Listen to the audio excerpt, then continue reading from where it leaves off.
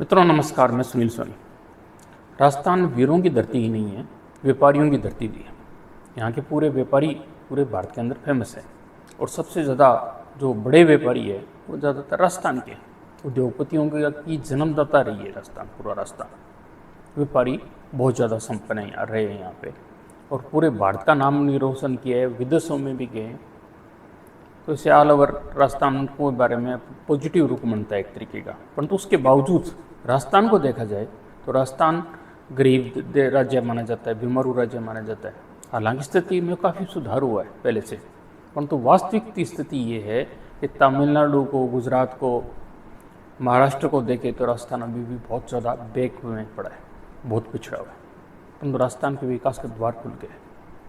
अब की बार मोदी जी आए, 1,05,000 करोड़ की योजनाओं का या तो लोकार्पण किया या उनकी स्थापना का शिलान्यास किया। इसमें सबसे बड़ी परियोजना है जो रिफाइनरी की है पंचपत्रा की, 80,000 करोड़ रुपए की। इससे जो पश्चिमी राजस्थान जो ज़्यादा बैकवर्ड है, पिछड़ा हुआ ज़्यादा है, उसके विकास का द्वार खुलेगा। पेट्रोकेमिकल्स बड़ा काम तो होगा ही होगा, राज्य सरकार को भी फ़ायदा मिलेगा, रेवेन्यू का भी फ़ायदा मिलेगा। इसके अलावा वहाँ पे इंडस्ट्री लग सकती है, उसके ऊपर पेट्रोलियम बेस वाली इंडस्ट्री, जैसे प्लास्टिक की है, डामर की है, हज़ारों तरह की फैक्ट्रियाँ लग सकती है उसके अंदर, और इसकी संभावना बड़ी है कि राजस्थान आगे विकास करेगा। राजस्थान में सबसे बड़ी कमी है जिस चीज़ की, वो है पानी की। पूरे भारत का ये 5% हिस्सा लेता है, परंतु इसके विपरीत पानी सिर्फ 1% ही है। इसलिए इसमें पानी की हमेशा कमी रहती है, और पानी की कमी की वजह से राजस्थान विकास नहीं कर पा रहा। तो अभी 2 परियोजनाओं के बारे में माननीय जो भजन लाल जी इन्होंने प्रयत्न किया। वैसे लोगों को इतने भजन लाल जी इंप्रेसिव नहीं लग रहे होंगे, साधारण सा बंदा लग रहा है, परंतु फिर भी इसने विकास कार्य के बारे में जो कुछ सोचा है वो वास्तव में प्रशंसनीय है। जब से इस सत्ता में आए, उसने सबसे पहले कोशिश ये की कि भाई भजन लाल जी ने कि भाई एक तो 14-17 जिलों को फायदा देने वाले रामजल सेतु योजना, जैसे काली सिंधु जो चंबल की सहायक नदियाँ हैं आपस में जोड़ने वाली योजना पर उसने सबसे पहले जोड़ दिया। उसका फ़ायदा ये हुआ कि राजस्थान के करीबन 17 जिलों को इसका फ़ायदा मिलेगा और पेयजल की किल्लत कम होगी राजस्थान की। दूसरी बड़ी पेयजल की परियोजना है जो इसका उद्घाटन तो पहले ही हो चुका है, 1924 में ही हो चुका है, परंतु जो अभी इसके साथ में रिफाइनरी के साथ में जिसका उद्घाटन हुआ है वो शेखावाटी की जल परियोजना का हुआ है। ये भी कोई छोटी योजना नहीं है, 34,000 करोड़ की योजना है, जिसमें 3 पाइपें हथनीकुंड जो यमुना नदी के ऊपर है हरियाणा में, वहाँ से आएगी। 295 किलोमीटर लंबी पाइपें लगेगी, 3 पाइपें, जिसका जो रेडियस है वो 10 फुट से ज़्यादा का है। तो काफ़ी सारा पानी आएगा। राजगढ़ तहसील के अंदर एक हसियावास करके कोई गांव है, वहाँ पे आएगा, वहाँ पे तालाब बनेगा और वहाँ से डैम से पूरे जो शेखावाटी का जो झुंझुनू जिला है, चूरू जिला है, सीकर जिला है, ये जिले 3 लाभान्वित हो गए और बहुत सारे क्षेत्र को फायदा मिलेगा। ये दूसरी बड़ी परियोजना अभी इसी में माननीय प्रधानमंत्री ने घोषणा की गई है। और तीसरी बड़ी योजना जयपुर की है। जयपुर को दूसरे शहरों की तुलना में देखा जाए, ये भारत का 10वां बड़ा शहर है, 10वां बड़ा मेट्रो सिटी कह सकते हो आप इसको, परंतु उसकी तुलना में उसका जो इंफ्रास्ट्रक्चर डेवलपमेंट देखा जाए तो बहुत पीछे है। इसके अंदर मेट्रो की लाइन सिर्फ ही 13 किलोमीटर चल रही है, अभी बहुत कम है। जबकि इससे छोटा नागपुर है, उसके अंदर करीबन 40 किलोमीटर लंबी तो रेलवे लाइन चल रही है, मेट्रो वाली 40 किलोमीटर का काम चालू है अभी, यानी 80 किलोमीटर लंबी हो जाएगी। और वह इतने बड़े राज्य की राजधानी को देखते हुए देखा जाए तो जयपुर अभी तक में डेवलपमेंट नहीं हुआ। तो राजधानी डेवलप्ड होगी तो फिर राजस्थान का विकास होता है पूरा। इसका प्लस पॉइंट अब की बार जयपुर को बहुत सारे मिले हैं, जैसे ये जो मुंबई दिल्ली एक्सप्रेसवे है वो जयपुर के पास में से गुजर रहा है।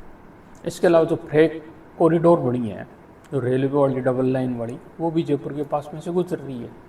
ये रिंगस के पास में होती हुई डबल लाइन, जिससे मालवाहन रुके, वहाँ मालवाहन हो सकता है काफ़ी कुछ बाहर लोडिंग के लिए।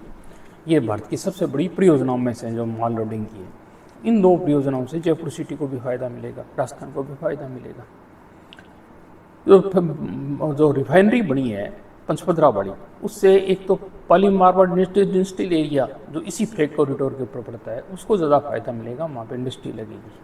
ये राजस्थान के बड़े इंडस्ट्रियल एरिया के अंदर तो है ही, राजस्थान का तो सबसे दूसरा बड़ा है ही भिवरी के बाद में बनने वाला है भविष्य के अंदर। ये पूरे भारत का भी बड़ा इंडस्ट्रियल हब बनने की संभावना बन गई है। इसके अलावा जोधपुर का हवाई अड्डा जो नया बना है, जो 480 करोड़ की लागत से जोधपुरी जो पत्थर लगता है उससे बनाया गया है, वो अलग ही टाइप का हवाई अड्डा सुंदर बना है, नई डिज़ाइन का, बड़ा प्यारा है। इसके अलावा जोधपुर की जो रिंग रोड है उसका भी लोकार्पण किया गया है। रिंग रोड का थोड़ा सा पार्ट है 30 किलोमीटर का, उसका लोकार्पण किया गया है। इसके अलावा राजस्थान की छोटी मोटी कई योजनाओं के बारे में लोकार्पण किया गया है। इससे राजस्थान विकास के पथ की ओर बढ़ेगा। ये तो ही पॉजिटिव बात है, कुछ नेगेटिव भी है। कुछ मामलों में ढिलाई भी चल रही है अभी तक। जैसे जब जयपुर की आउटर जो रिंग रोड बनने वाली थी जो 99 किलोमीटर, उसका अभी तक काम नहीं चालू हो पाया अभी तक भी। उसका शायद बता रहे हैं कि भाई ज़मीन अधिग्रहण का काम चालू है। जो नॉर्थ रिंग रोड तकरीबन 99 किलोमीटर लंबी है।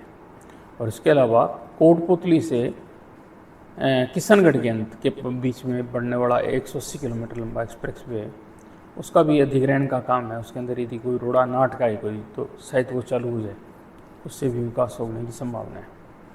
ये तो बात हुई विकास योजनाओं की है, केंद्र सरकार की, राज्य सरकार की, ये तो पॉलिसी बढ़िया है, इसमें तो कोई किंतु परंतु नहीं। परंतु कुछ जो बेसिक योजनाएं होती है, जो बेसिक सुधार होता है देश राज्य के अंदर, वो अभी तक नहीं हो पा रहा। हमारे जो बॉर्डर एरिया के अंदर जो नशाखोरी है, ये अभी तक कोई ज़्यादा परिवर्तन नहीं है इस राज्य सरकार की सत्ता आने के बाद में, उस पर कोई लगाम नहीं हुई है। इसके अलावा जो सड़कें, तो जो मेन हाईवे वो तो बने ही बने, परंतु कुछ जो साइड वाली रोडें हैं, जैसे गरसणा से हम जाते हैं इधर ऊपरी साइड के अंदर, ऐसी जो साइड रोडें हैं उनके अंदर कोई सुधार नहीं हुआ है। उसे चाहे तो वो टोल रूप में करे, डेवलपमेंट करे, उसकी कोशिश करे राज्य सरकार, तो अच्छा रहेगा। इसके अलावा सफाई व्यवस्था पर नगर पालिकाओं को ध्यान दे। डिस्को थैली है, कचरा प्रबंधन है, ये जैसे अभी गंगानगर के अंदर कचरा प्रबंधन वाला प्लांट नहीं लग पाया। यहाँ पे जो अर्बन नक्सल वाला बड़ा समस्या बड़ी तकनीकी हो रही है गंगानगर ज़िले के अंदर। इसी तरह यहाँ पार्ली से जो पेट्रोलियम बनने वाला था, इथेनॉल बनने वाला था, वो भी प्लांट नहीं लग पाया। इस तरह की योजनाएं जो इथेनॉल से संबंधित है, कचरे जो अपने प्लास्टिक रिसाइकलिंग वाली इंडस्ट्री है, उसकी तरफ जोर देना चाहिए राज्य सरकार को। राज्य सरकार ने एक काम तो बहुत बढ़िया किया है अभी तक, सौर ऊर्जा के मामले में। जब से मुख्यमंत्री आए हैं उन्होंने सौर ऊर्जा पर विशेष रूप से जोर दिया। राजस्थान का जो इलेक्ट्रिक प्रोडक्शन है, विद्युत है, बड़ा है, वो काफ़ी हुआ है, ये फ़ायदा मिला है राजस्थान को। परंतु राजस्थान को बहुत सारे कदम आगे उठाने पड़ेंगे विकास के लिए, जब राजस्थान का डेवलपमेंट हो सकेगा। जयपुर को जो सिटी है जयपुर को, उसको भी राष्ट्रीय राजधानी क्षेत्र की तरह एक डेवलपमेंट करना पड़ेगा, जैसे लखनऊ में कर रहे हैं, राष्ट्रीय राजधानी क्षेत्र बना रहे हैं।